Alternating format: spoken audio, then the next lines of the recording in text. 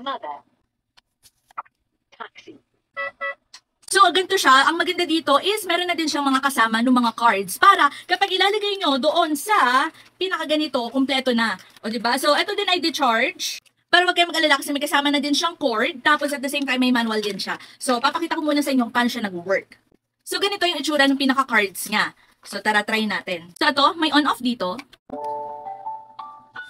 Hello. Let's play now. Ayan, so ito yung speaker niya. Tapos, meron din dito, sa ito yung pinakasaksakan niya. So, pwede nyo i-repeat kung ano yung tunog, tapos ito yung volume. So, ayan, try natin. So, ito yung mga cards. O, diba? Maganda rin to ha, kasi baliktaran to. Ito, meron ditong dog, tapos meron ditong hen. Tapos, may iba't iba din siya. Ayan, basta sobrang dami nito, guys. Baliktaran yan ha. So, maganda kasi talagang sulit na sulit yung bibilin nyo. Ayan, meron din color, ganyan, occupation, shape. So, ayan, tingnan nyo na lang yung naandyan sa taas. Duck. Double-decker bus. Play.